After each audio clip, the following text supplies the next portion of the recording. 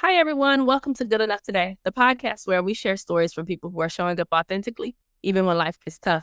I'm your host, Cheremma Lee, and I like to say Happy New Year. I'm so excited to share with you the new guests and interviews we have for Good Enough Today for 2026. But I have to admit, we're still in the lab. We're trying to make things right and ready to go for 2026. So I'll ask that you guys just bear with me while I work on living up to the Good Enough name and accepting that sometimes it's progress over perfection, and slow and steady does win the race. So while some people are preparing for a new year and a new me, I'm working on improving and progressing through this year and making myself better. And I hope you are too. And I'd like for you guys to follow me on Instagram, Facebook, and YouTube and see what's going on behind the scenes with Good Enough Today. I'd also like to remind you that even when life gets tough and things are looking bleak, you can stay hopeful for tomorrow and remember that you're good enough today. Hope for tomorrow, good enough today. Oh yeah, hope for tomorrow, good enough today. Hello, everyone. Welcome to Good Enough Today, the podcast where we share stories from people who are showing up authentically even when life gets hard. Today, our special guest is Dr. Chris Harvey. Hey. What's going on? Welcome to Good Enough Today. Yeah. I'm so happy that you're here. Me too. So happy that you're here. You have a lot of titles, and I'll get to those, but I usually strip those down, and I just want to talk to Chris Harvey, the man. That's fine. Kind of tell me how you got to where you are, but of course, my listeners will know we start every show with PEM. How are you today, physically, emotionally, and mentally? Physically, I'd say feeling pretty good. So I'll say about a 9.5. Oh, okay. Emotionally, I would say I'm moving up right now on my drive over here. So I'm probably at an 8.5. Okay. That was just because we had a busy week. Found out so my parents were in a car accident. They're okay. But I found out today. Oh, no. So I'm processing all of that that goes along with that. Yeah. And then why y'all didn't tell me? We were both about to have the same conversation. Okay. Yeah. Okay. But I'm moving past it because, I know my parents, they don't have ill intentions. So no need to stay in that space. But, we're good. And then mentally, I would say, I'll give myself probably about right at a 9. Yeah. Okay. Man, I think you might be a very optimistic person, or I'm a pessimistic person. I don't know which one. So I think I'm optimistic. Okay. So I could tell from your scale, because I'm like, man, if I was at a 9, what would that feel like? Like, I feel like I'm ready to jump off and fly if I'm at a 9, right? And I think that it's interesting to hear that. So tell me right now, what is giving you or bringing you joy? What is bringing me joy?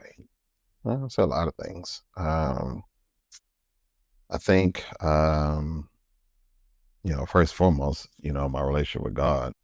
And I have to say that not out of just cliche or anything like, but seriously, because he and I are at a space to where I understand that he does not have to.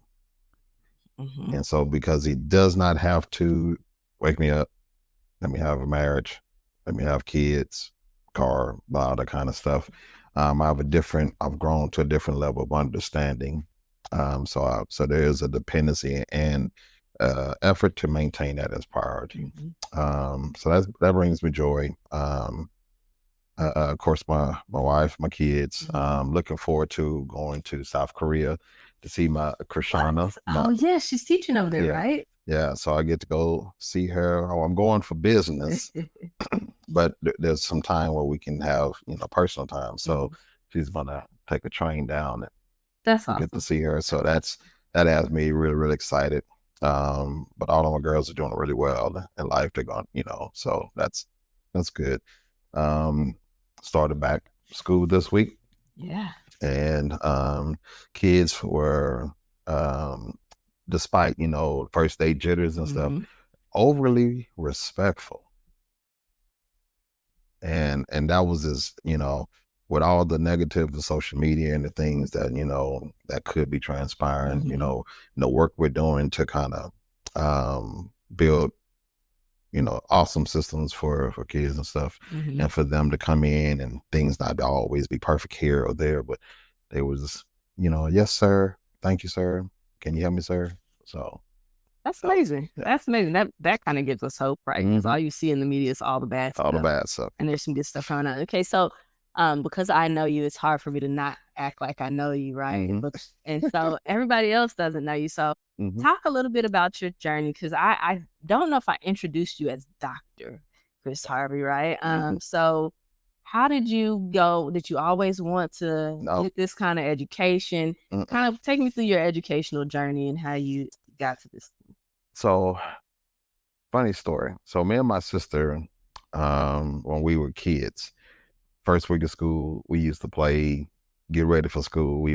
We'd get our school supplies, and I don't even know what we were doing, but we'd have our school supplies out. We'd be lining them up and getting it all nice and neat. And then we'd be messing with our outfits, and then we'd do it. I mean, we do that all. And I don't even know what the game was or how it started. I just remember those memories. So there was always an excitement about going to school until there wasn't. Right. I think that happened in middle school. And elementary was great. Up until 5th grade, I think that's when I started having to navigate the world of bullies. And so and I learned quickly that, you know, people weren't always going to be receptive to my nice demeanor. And so in middle school, I had this other side that I developed to, you know, kind of be a little bit tougher. And so and I think and I say that to preference why I did not like school out anymore. I later on learned years, because I went to middle school and they were reading intensive, and I was years later found out I had dyslexia. Oh wow. I went all the way through school not getting any support. So between trying to navigate bullying and, you know, and overcorrecting for that, to being tough and, you know, cussing people out and those bad stuff, you know, double life, and then trying to figure out how to navigate through academics without, you know, I just felt like I didn't read as well as other people. And so how old were you when they recognized that you had dyslexia? I was in college. What? Okay, so you made it to college. That's resilience, I guess. But I didn't make it to. I made it to college on math. Oh, okay. I made it literally on math and advocacy, learning how to advocate for myself. And so I went all through school, not liking school. And when I was in my senior year, you know, I was doing senior year stuff and having a good time senior year. And, you know, I applied to some schools, and, you know, I wanted to do basketball. I wanted to run track. I wanted to go out, maybe go to HBCU for band. And, you know, but really didn't have any direction. Right. And I was really doing it because that was the culture and the expectation. Not necessarily because I, you know, was going to do. And so eventually I had to kind of lock in on something. And it was my grandmother who helped me lock in. I went to see her one time, and she was like, she was very dependent upon God. And so she was like, now what you need to do, because she was like, what you gonna do? And I was like, I'm thinking about doing this, and you know, I got this letter from this school in Minnesota, and I was thinking about this in Louisiana. Now, what you need to do, you need to go right on down there to San Marcos and go to school down there in music, because my grandmother knew everybody knew my grandmother, and she didn't get out too much except for church, but somehow people always found their way to her house or on the phone. Long story short, she knew more than I did that there was a recording program for music down in Southwest Texas, and she told me about it. And I looked it up, and I was like, yeah, that is something I want to do. So that's how that wisdom comes, right? So that's how I ended up actually wanting to really go to college and having some direction. Now all that changed when I got down there. Went to music, signed some contracts, made music for the person didn't pay me, Mhm. learned a hard lesson on understanding contracts. Right. Turned me off of music for a while, but I invested all this time into it, and so I need to figure out now how I was going to pay for school, because I was like, well, I got this contract coming, so I'm gonna spend some money here, I'm spend some money there. I graduated from high school at 17, so I'm young and I'm trying to navigate those things on my own. And I'm not asking for help or telling people anything. The opportunities. I was just like, I'm gonna do this. I'm gonna make all this money. Then I'm gonna tell people. Yes. You know, All right. that didn't work out. Surprise. That didn't work out. So ended up doing a miracle Okay. to try to help pay for school. And that's kind of how I learned that I had other gifts besides music. And so over years, then I realized that I had a desire to solve problems, had a desire to help people, had a desire to edify people, and just have interactions with people and systems and make them better because of the interaction. So I went into social work. I'm a degree in social work. Fast forward, wasn't getting fulfilled in the work I was doing, so I ended up getting into the classroom, which I avoided from 95 until 2004. Oh, that's a lot of resolve. Yeah. I avoided the entire time, and then God has a way to stop what you're doing, make me stop what I was doing. Yep. And there was nothing else on the table but the same job I had been ignoring for 2 jobs, exact same job, same school. So that's how I got into teaching. I was teaching, had a great group of teachers around me at Keeling Middle School now. And they just told me this is how you're supposed to teach. So I didn't know anything else except for the high expectations that they placed on me and what I remembered about my mom and dad being teachers. And so came in, I guess I was doing really well because the superintendent, who was, well, he was later superintendent, but he's assistant superintendent at the time, came to my classroom and was like, hey, you know, you're doing really well. We had a conversation about what he saw in my classroom. So I think you should be a leader. I think you should be an assistant principal. So if you ever go and get your master's degree, come let me know and I'll find your assistant principal job. And so I did, and then I got into it, and that's where I realized that I was actually more than just serving people and solving problems. I actually had leadership. At around the same time, you know, I'm navigating, you know, a deeper dive into my relationship with God, and we do spiritual gifts. So now we've always done it in my church, but I ain't really, you know, did it, but that was just a task. But then I started making connections between, you know, my spiritual gift, teaching, leadership, administration, and then what was actually happening in my life. And then when I stopped really fighting with God about trying to get back to music, trying to get back to, you know, because I wanted to be a lawyer and I wanted to do music so I could have my own record label. That was the goal. I hear you. Okay. And so, yeah, he said no. It's so interesting because we talked about this fight. Now. Yes, we talked about this fight with God. And before we got on here, I was telling you that I was fighting with God about doing this podcast, and God won, right? So it seems that God always wins. But can you talk to me like about what does that fight look like for you? Because for me, it's like you have an idea that you're supposed to do this, right? And you kind of feel this push toward doing it, but that's not what I want to do, right? And so it's like, but I've invested this, and this is what my purpose is over here. Maybe you don't, and I don't want to say that I'm like, God, maybe you're wrong, but maybe we should consider other variables. Like this looks good. So what does that look like for you? So I pray that you or no one else out there is as hard-headed as I was, or well, maybe I wasn't as hard-headed, but he knew what I needed to get me to get out of my own way. And so doors that were open were closed. People went through the door and people took advantage. And so I ended up closing the door. And really what really had me yield to him was he hit my finances. And he was like, you know what, since you ain't gonna pay attention, I'm gonna take your employment. And I had an apartment, I had a car, and I had no job. Oh, wow. And he said, I need you to learn how to be dependent on me. And so 10 months, he had certain situations come. I was obedient. I went to church, or I did this, whatever he's telling me to do, and I was doing it because I didn't have nothing else to do. I was unemployed, and I was looking for jobs, and nobody was calling me back. And but for 10 months, somehow checks would come. You know how those, you get those letters sometimes like, hey, you actually have money that's owed to you. Yes.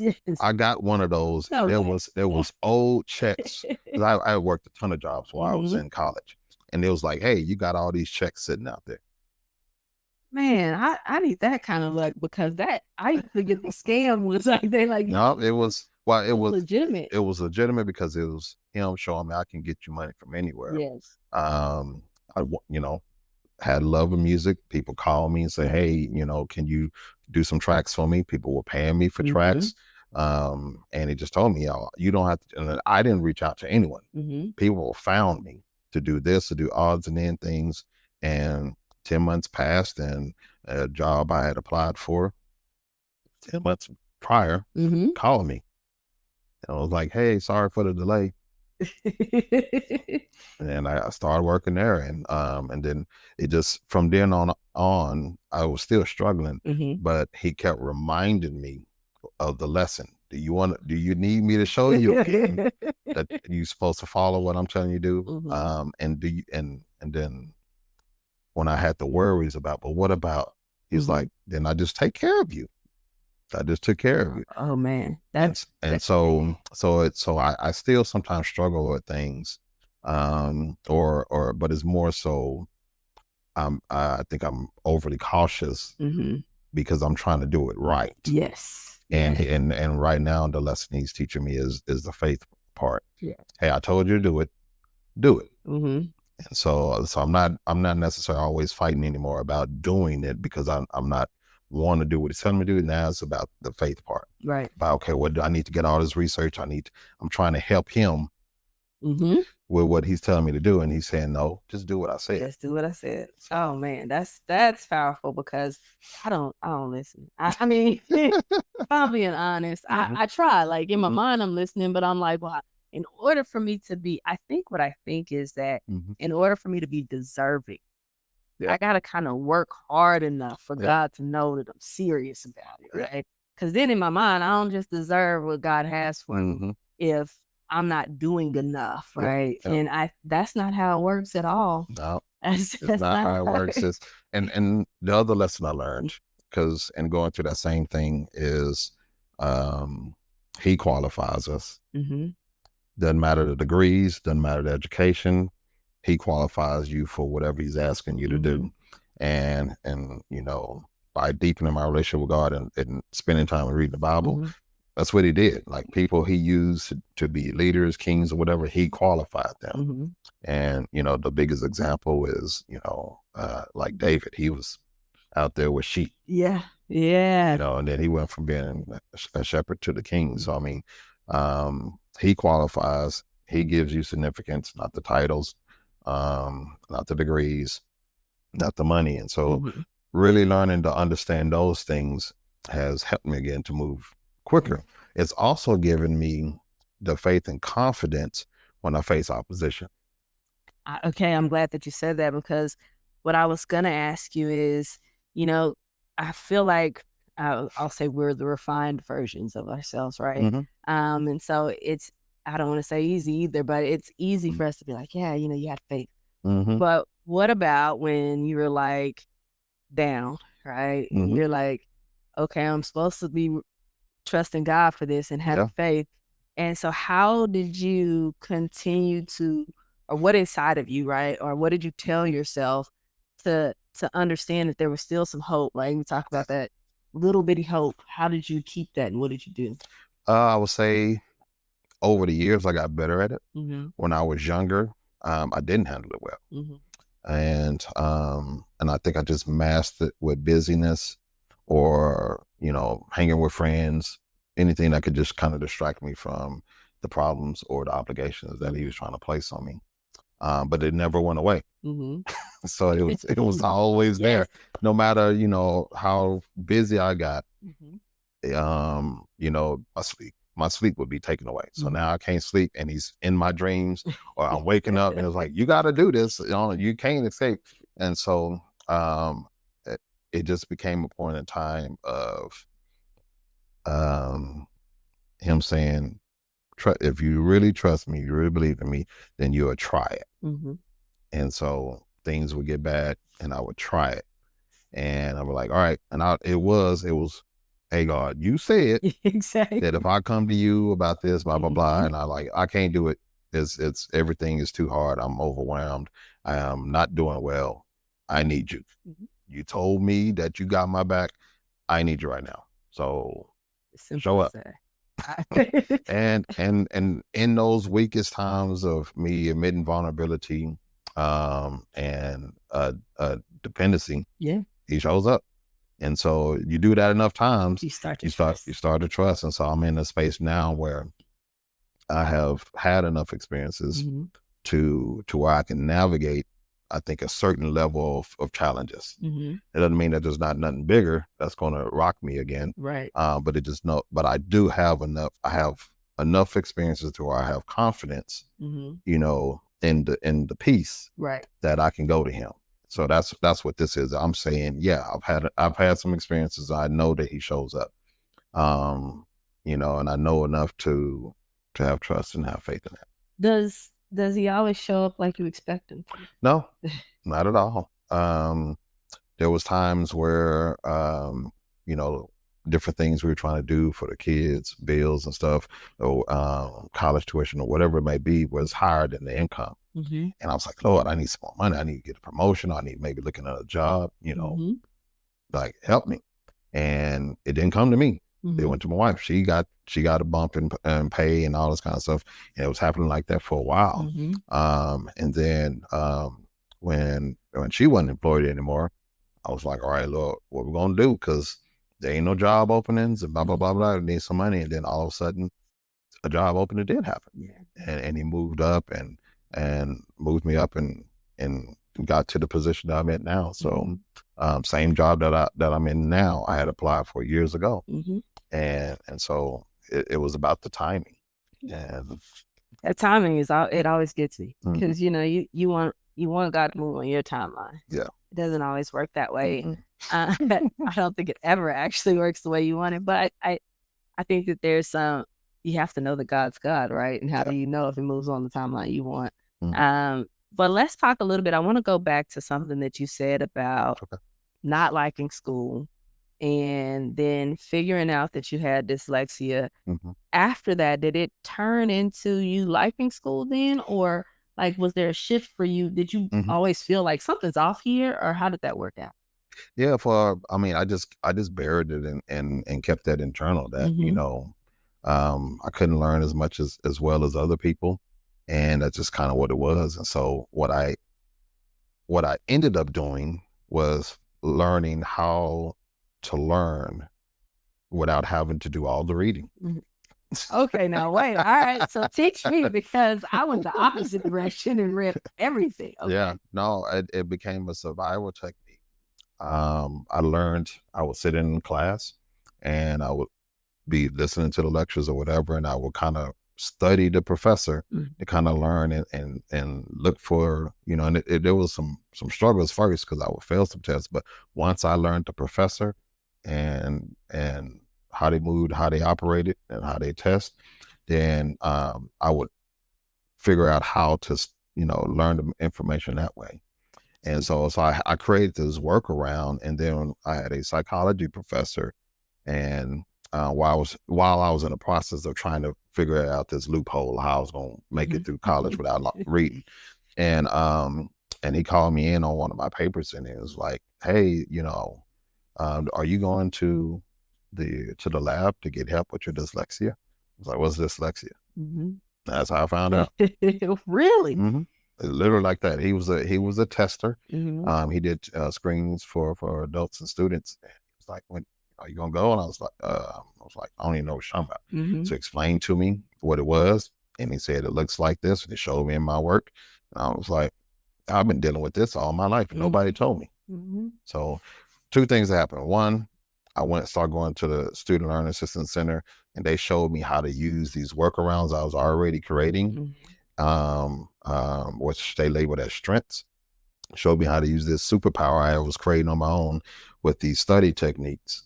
And then I just started learning things, being able to learn exponentially.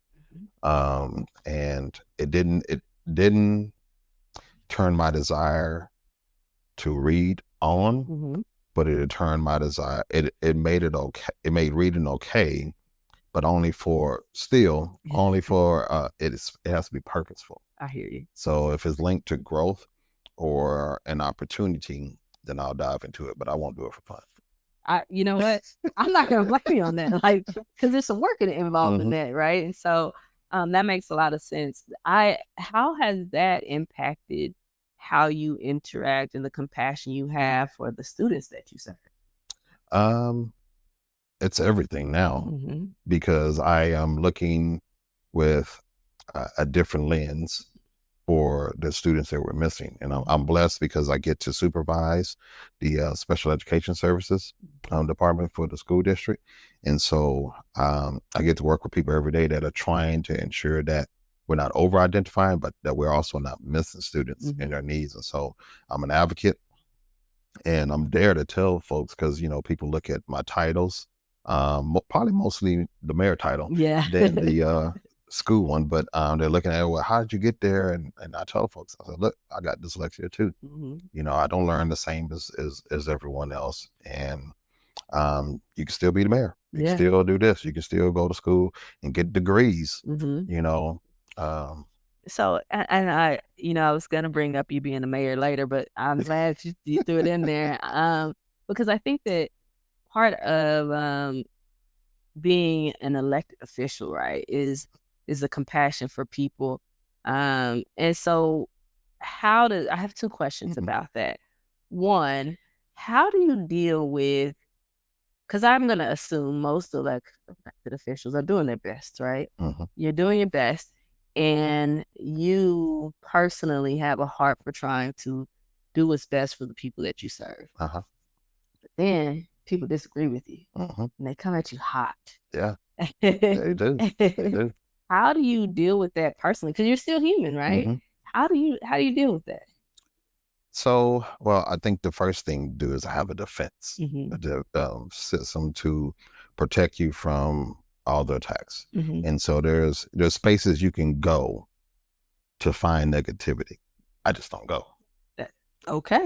And it's not that I abandon, social media, but I give people a place. If you do want to contact me, to give me feedback, in my role or about things that are happening, then here's a page that you can go to that I manage and that I respond to. And you can go and you can put your questions and concerns there. There's also an app where you can go and you can put your questions and concerns there, and we'll respond there. Because if you don't do that, then you can get to a place where there are a lot of angry and hurtful people. And a lot of times, and this kind of gets to the other part of your question, when people are in growing community and they don't have what they need to be successful, they will lash out at the person that's closest to them that they believe can help them. And so I believe that a lot of the problems our city faces is things, poor decisions from past leadership, but also a greater system issue that does not necessarily put people first. And institutional wise. And so, and I don't think residents, too much care about the why. Why it's bad. They just need it fixed. And I think they're fueled by the impact on it. And so I understand that. Now there's also people that just don't like you because it's you, or something, you order wrong color to a meeting one day or something. So I think, so there's those folks, but there's genuinely, and I am optimistic. So I genuinely believe the majority of the residents are just frustrated because they don't have what they need. And some of that's related to the delayed response that the city's had to bring in resources in. And then some of that's just related to other stuff that may not even be related to the city, but they're carrying stuff and they don't have a place to go and escape. So try to have a mindset of compassion for them and understanding. And I also remember myself, because I didn't grow up to be in politics. Right. I didn't grow up to be a city leader. So I was the same person sitting somewhere that didn't know anything about how it worked. Mm-hmm. And I'm mad at this person or this leader because why ain't you fix that? Why ain't you? Mm-hmm. They don't even have anything to do with it. But I was mad at them because they were the closest to me. Mm-hmm. There was a proximity. So I'm mad at whoever's the closest for whatever's going on, whether it be local, county, state, regional, national, Mm-hmm. whoever's the closest to me that I can connect with or I have access to, that's why I'm gonna be bad. So I take my personal experiences. I also have compassion for people. Oh, that's great. So I have two questions again. Mm-hmm. I guess I double up all the time. The first question is though, you mentioned that back in middle school you cuss people out. So I know you got a little anger and you got that. Yeah. How do you still get angry sometimes when you hear these things, and how do you deal with that? Because I think God in his infinite wisdom knew where I was going to be today. Mm-hmm. He, in my junior year in high school, sophomore, junior year, I went through a series of experiences and of witnessing things that were kind of traumatic. And I resolved that, these people were hurt. These people died early because they harbored anger. Mm-hmm. And I did have a lot of anger as a child growing up for different things I experienced or witnessed. And so I just resolved that, I needed to deal with the anger part and the profanity, because the profanity amplified the hidden and the anger. And so I think I did decent without any training. Okay. I just said, well, I'm not going to use profanity anymore. Mm-hmm. So I just worked to not use profanity. And then I realized that I was still having urges because of the music I was listening to. Oh. So thank God that they have gospel rap, because I love rap and hip hop. And so I started listening to that to try to just get the urges out. And it just, these are things over time. It didn't happen overnight. But I had enough understanding that there were things that I was putting in that was exasperating the anger. Now, I didn't learn until, I guess, the last 5 years that I have to have additional ways of managing emotions and anger. Because if I don't, music was a way to do it. But if I get too busy and I can't get to music, then I go back, I revert back to stuffing it down. That's unhealthy. It's not healthy at all. What you say, the PMEs? Yeah. So stuffing the emotions, get you a lower E, a lower P, and a lower M. So, I've been really, I went to African American Mayor Association. I got to meet all these Black mayors from across the United States. And, I was so glad that I chose to go to the city about doing that experience, because I wanted to figure out not necessarily what I did want to know what Black mayors, how they were managing all the issues and stuff, but I also wanted to go because to network and to learn. And I got there and got exposed to this app called Talk Square, I think is what it's called. And lo and behold, because of our membership, they pay for free therapy for a year for all the mayors. Oh, wow. Yeah. So I was like, well, I'm gonna offload all this on this random stranger and get it all out. So sometimes I got the music, sometimes I have the random stranger that was not random because we consistently, but and sometimes I don't even have anything to talk about. I just go in there and say, check in. Yeah. Okay. So this is interesting because there are two things. I didn't ask you the second question. The second question was how did you transition, or how did you end up in politics, right? Like you didn't really think that was going to be, but I also want to touch on this mental health aspect, because two things happened that I don't know that you realize are not what I would deem as normal. You got a diagnosis and you leaned into it at a time when mental health and diagnosis was kind of taboo. And so you leaned into it and took it, instead of taking it as a negative, you saw the positive, which is why I think you really are optimistic. I think you're true to that. So first, how did you get into politics? And then the other part of that is, you are a Black man and you came from a time when you really didn't lean into therapy and all these things. So talk a little bit about how you're okay with that, right? And because, you're doing music production and rap and hip hop. I don't think that that's what you would normally say is the stereotype for someone with that background. Yeah. So mayor, only because I was trying to solve a problem. Okay. And I was doing all this other stuff outside the system, and I just had this unction that I'm still not making the dent.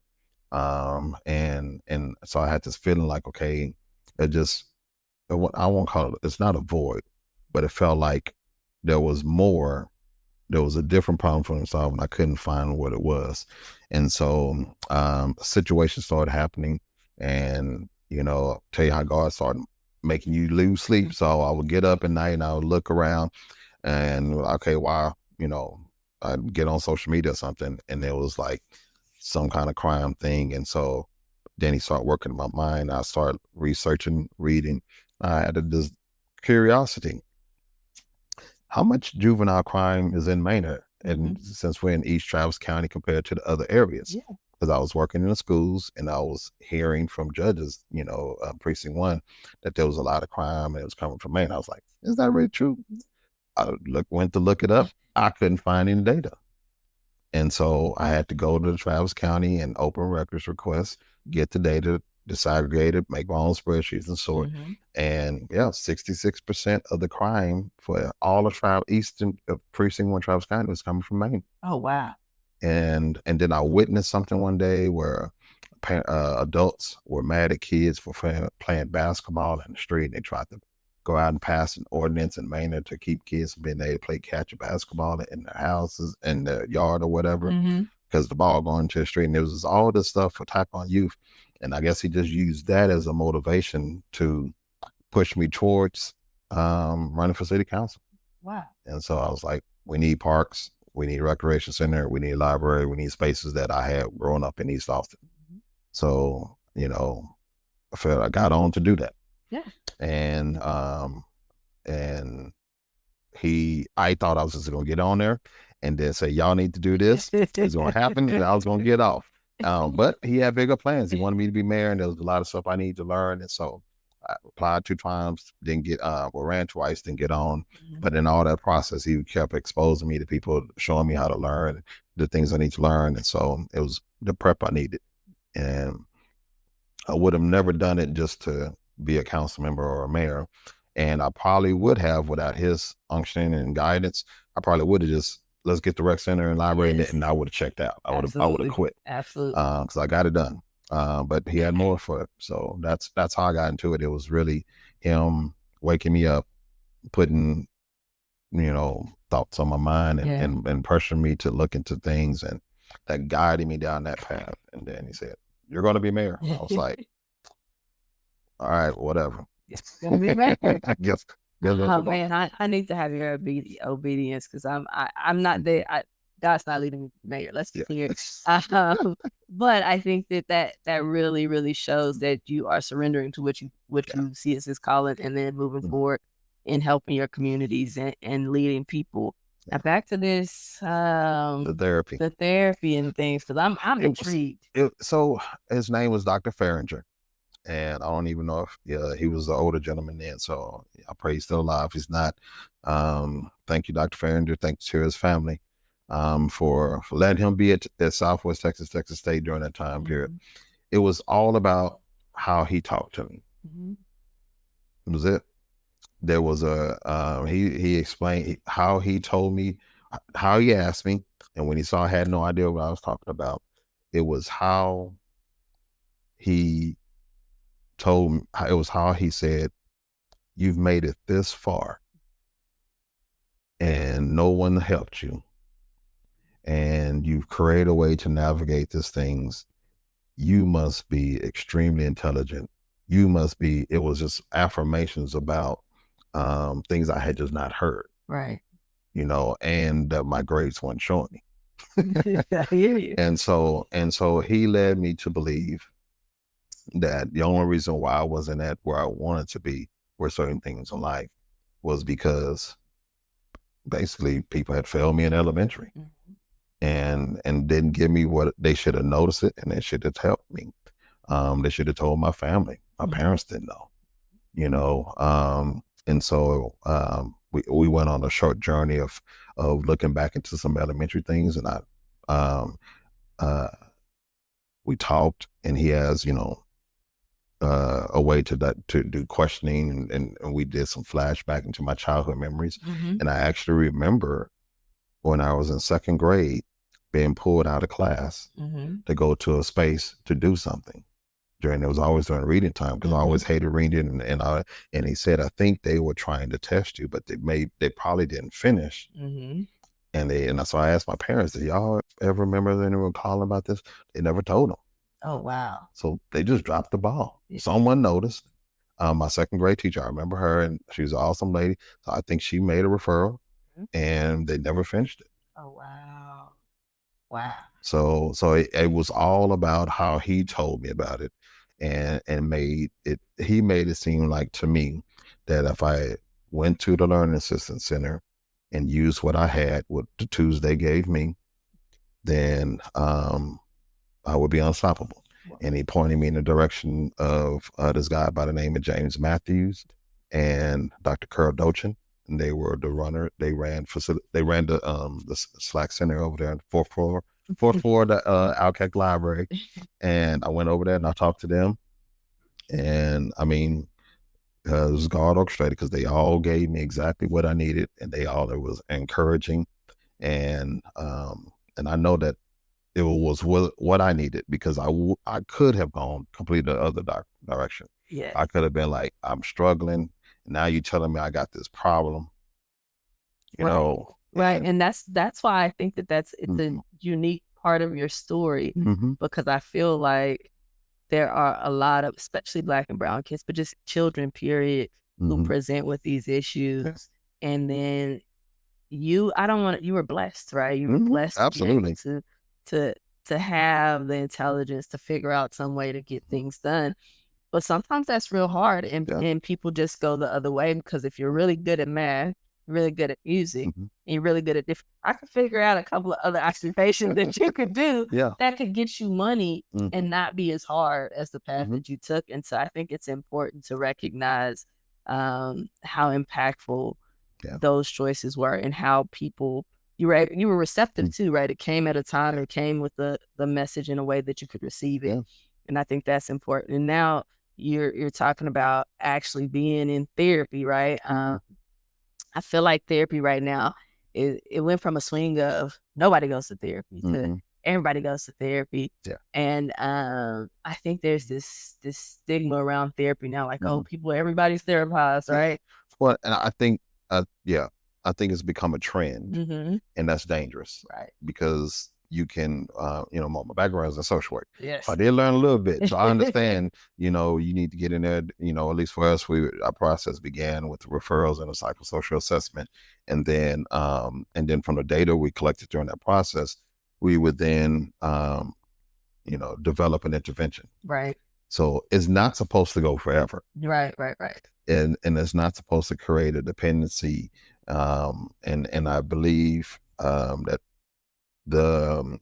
it is now, especially people of color, Black folks, once it becomes cool or okay, we overly lean into it. And so I think there's a space for us to be cautious about how we get into, why we get in there, how long we stay in there, and what we're doing, so that we don't, like, I understand.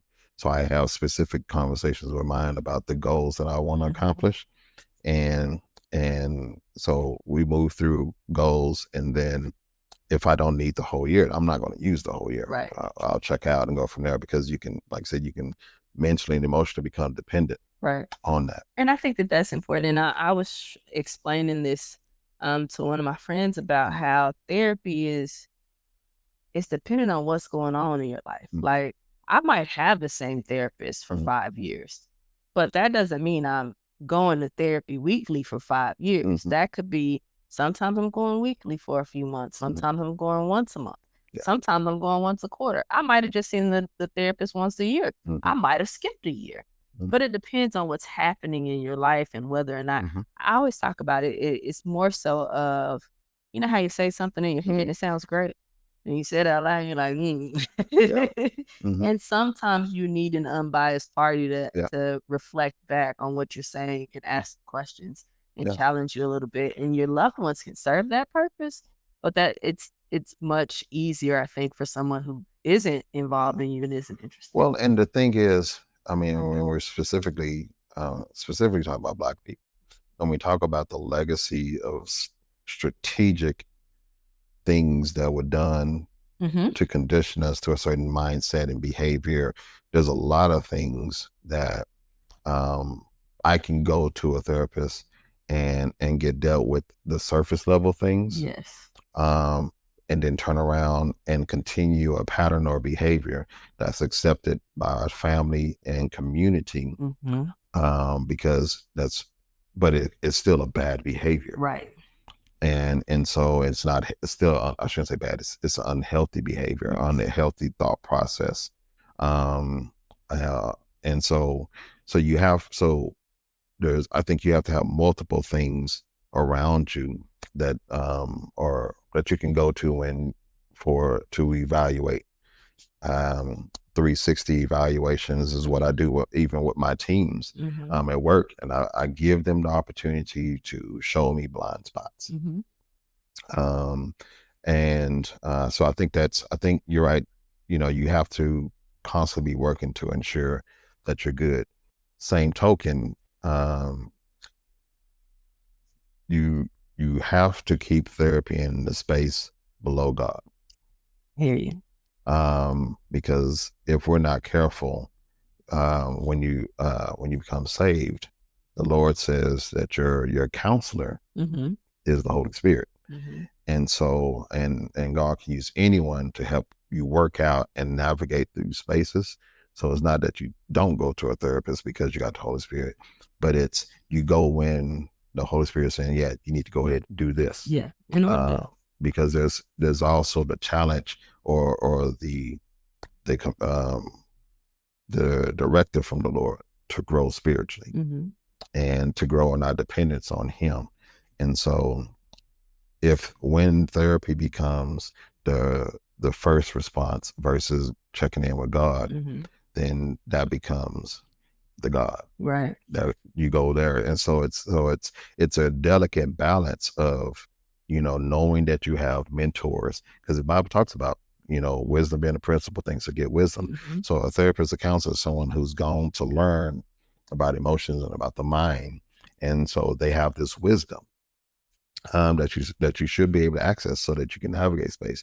But it should never supersede what the Lord is saying. And so I think people have to have those boundaries and understanding that it never supersedes what God is saying for you to do. Because you can go to a therapist and they can tell you, well, what feels good. That's true. And the Bible says it's not about your feelings. Yes, that's true. That is true. It's about faith, His glory, and His will. And so He may ask you to do something that doesn't feel good. So we have to keep that balance of doing what He says, going to the people, and even selecting the therapist, making sure you selecting someone that's going to understand that these are my values, my beliefs. Please don't ask me to, respond to a situation that contradicts your beliefs. Yeah. And I think that that's important because we hear about there's this conflict between religion and God and therapy. And then in some instances, you see a lot of people who have been damaged by the church and not telling them to go to therapy, or the church not having the resources to deal with mental health issues in a way that actually could be substantial. And I think that it can coexist, though, and it does coexist. For many years and in many churches, you have a pastor who's so strongly connected to the Lord that they can do the advice themselves. You also have pastors that say you need to go to therapy. But I think because in our community, we don't necessarily have to get all the facts. Yes. And we're quick to label. And so the one or two churches that don't do it right, we say we didn't generalize to the whole thing. Like I'll give you an example. Tony Evans, his church, they have a whole counseling team for community facing. because they understand that God uses all sorts of things. Right. And if you actually dive deeper into psychology, you understand that all those principles actually come back from are linked into the Bible. Right. So it's not that and I think there's a misunderstanding sometimes that can be communicated in regards to people. The old way was to give directives and rules to protect. And we're in a generation now where people want to know the why. And because the rule was there, lines get drawn. And so it appears to be church against counseling. Right. But the real thing is, hey, don't make anything a God before God. Understand that he gives all wisdom. He has all answers, and he may choose for you to go to therapy. He may choose for you not to. So you always check with him on what you're supposed to do, not what man is saying or anyone else. And I think, and I think that's biblical, and that's what he says for all things. Right. And so I'm going to say last question, but it's a lot. Because I do have a question after, but this is the last question in reference to that. Because I do want to be respectful of your time. But how do you know when it's God versus me? Oh, that's easy. No, trial and error. I think it's someone can ask me, they can give me 4 or 5 prompts, and they can say, here's the situation, and here's what the person said, and the person can be my wife.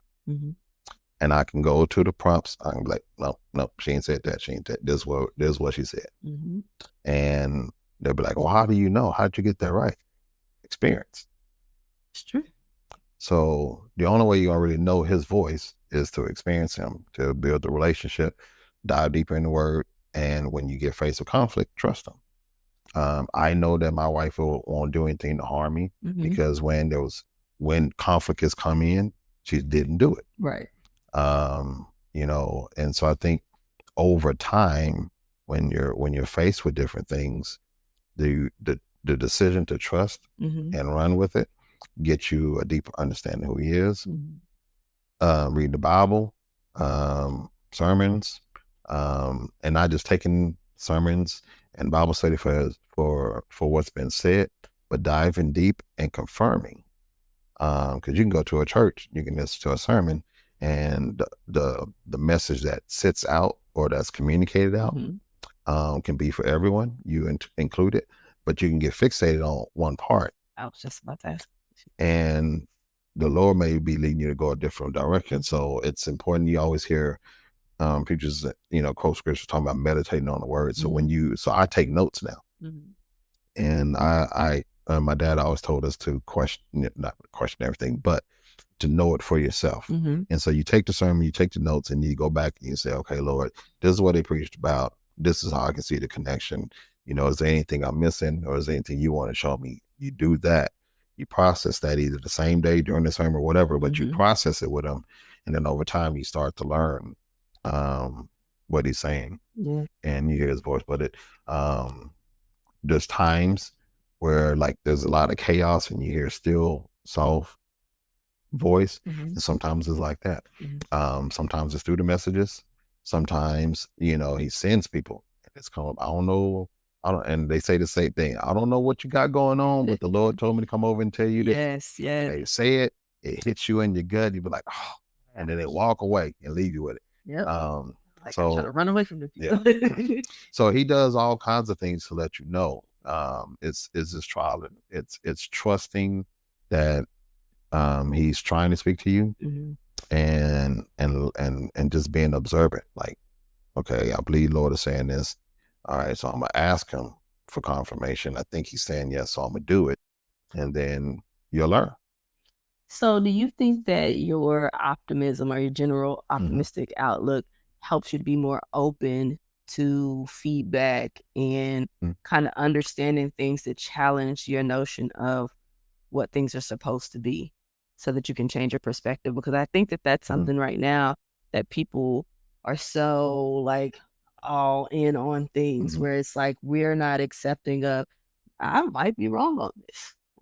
But there's some things, I mean, my family would tell you I can be stubborn sometimes. And I'll tell you, I can be stubborn sometimes. So, I mean, there's some things that I lock in on. And, you know, it's with confidence or a strong belief in that. But I think the optimism comes from,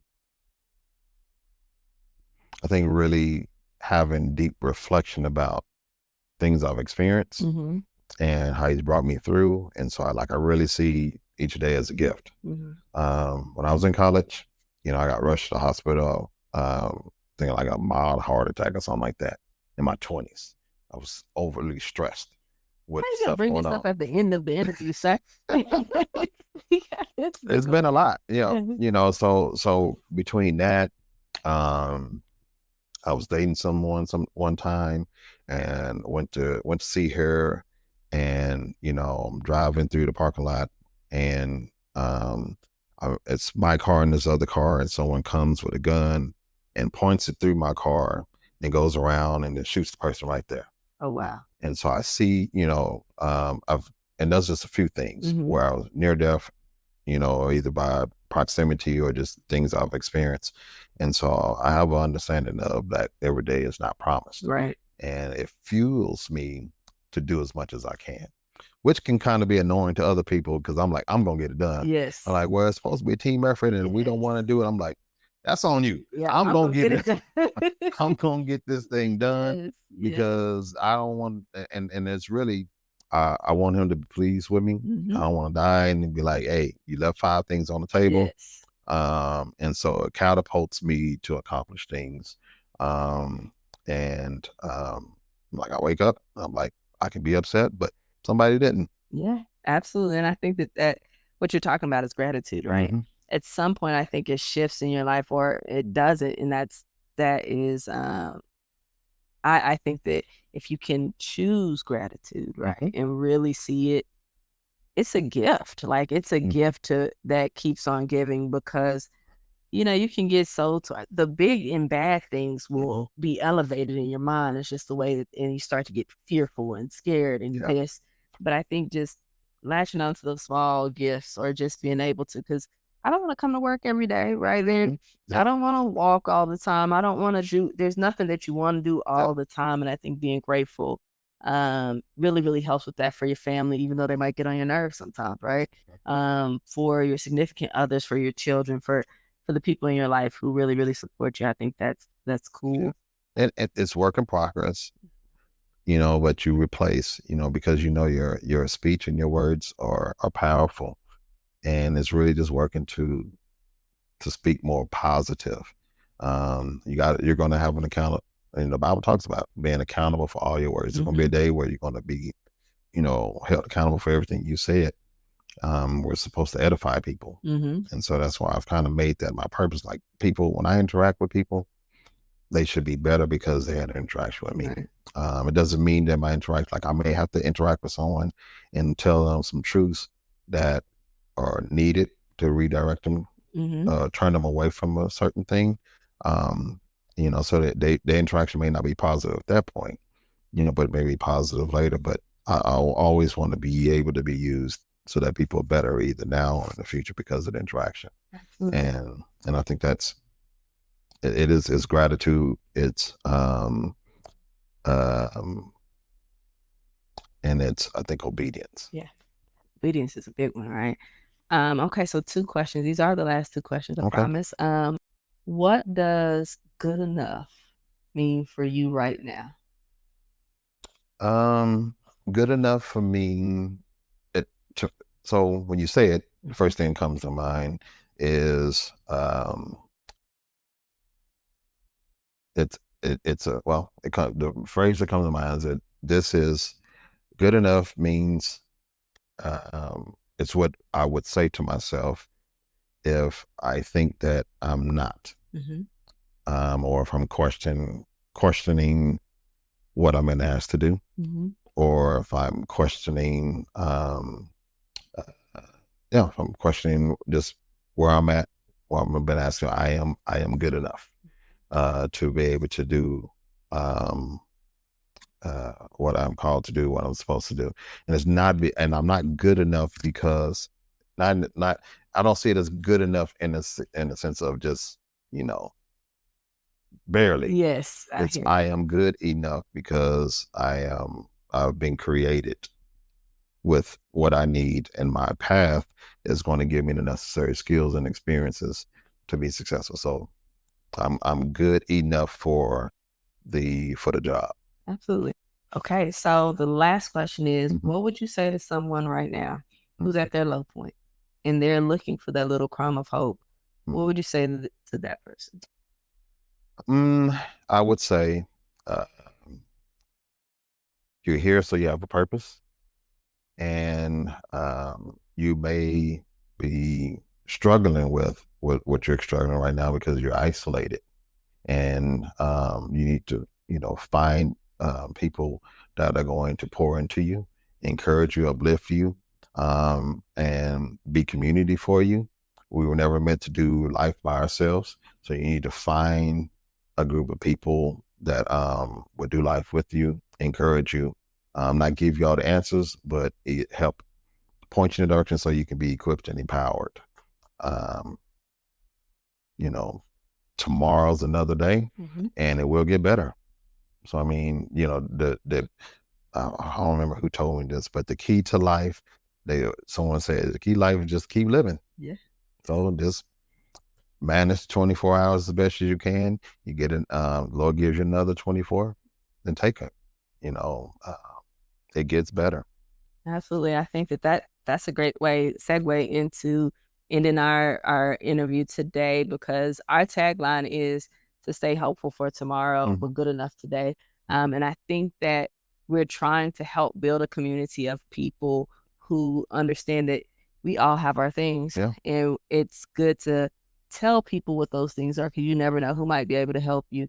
But of course, have some discernment in that, but also understanding that living and getting to that next day is something that gives you an opportunity for your entire life to change. So with that, we want to thank you for being on our show today. I appreciate you coming here, and also help everyone realize that even though it might not be ideal right now, we hope that you stay hopeful for tomorrow, but you're absolutely, absolutely good enough today. Hopeful for tomorrow, good enough today.